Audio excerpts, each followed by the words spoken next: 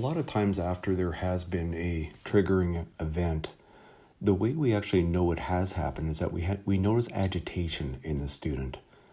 And agitation can look really different with any kind of student. Some will be able to recognize it. The younger they are, they certainly won't be able to recognize it. A lot of times it's more of an automatic or an autonomic reaction that you can see that their movements are probably faster. Sometimes they're more withdrawn.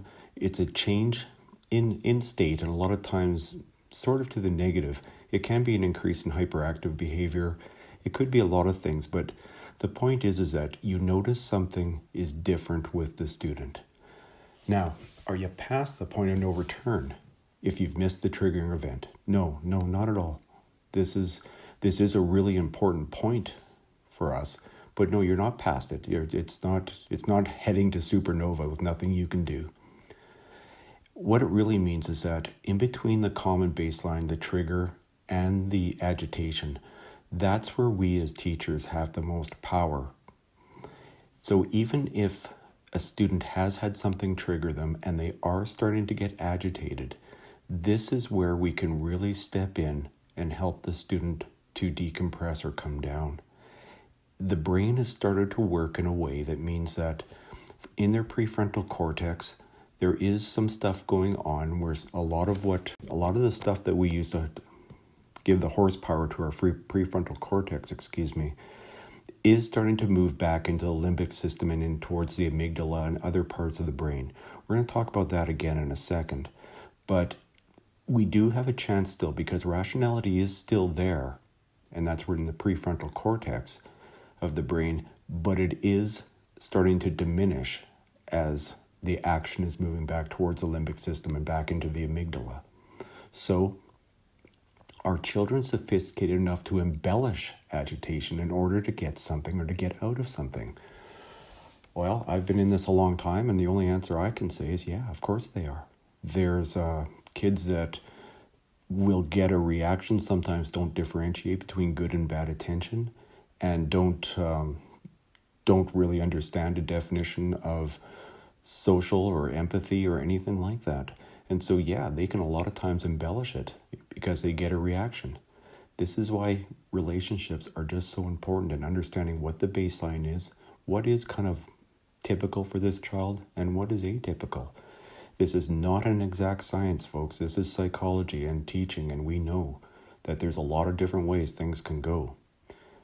Kind of the fourth point isn't meant to be sarcastic or ironic in any way. It's more so, it's kind of truthful if you think about it. So is their tragedy always consistent with how other students or teachers or EAs see tragedy?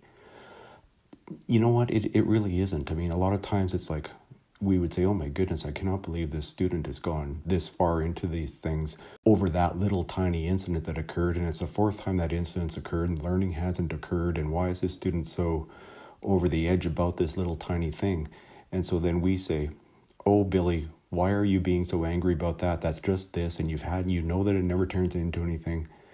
But I just want to make sure that we understand that sometimes the student's tragedy is really quite a big thing in their world, and we don't always see the lead up to it.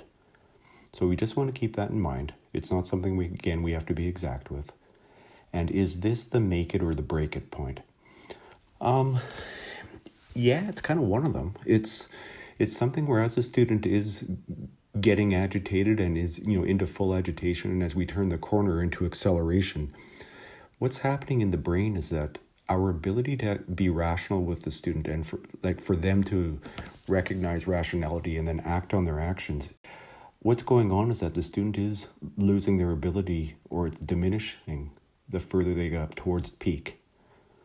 So it is a point that, yeah, it's getting close to that now. So we really want to take action right here. Okay, we've turned the corner. And the question I always ask is, when we're going in agitation and we're starting to accelerate, how does the definition of acceleration actually apply here? The definition of accelerate is, in simplistic terms, to speed up. And yes, the definition does apply here. If you look at a traditional kite, the bottom is longer and the top is a little bit shorter. And that is applicable here in terms of time.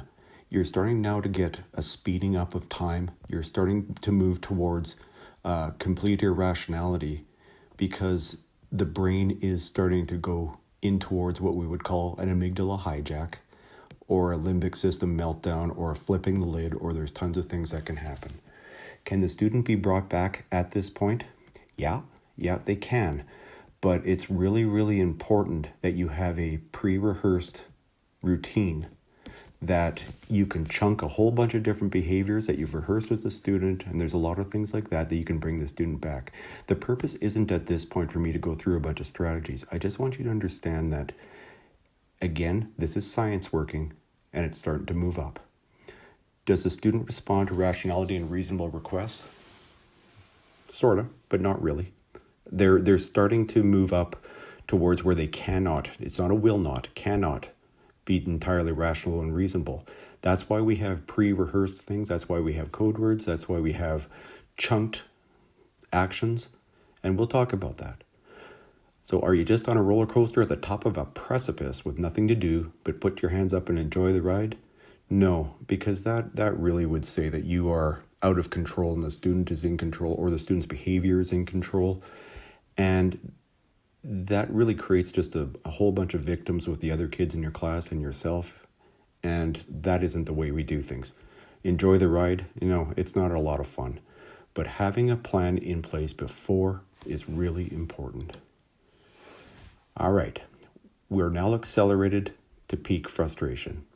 The whole idea of this kite is to try and avoid peak frustration. However, peak frustration sometimes has to get to in order for the student to start returning to what we would call a typical behavior. And we sometimes would rather have peak frustration happen than be in a state of agitation or accelerating up and down and back to agitation for the rest of the day. We call this word, it's not a real psychological word, I can't even remember where it's termed, but it is a hijack. So the amygdala is hijacking rational behavior.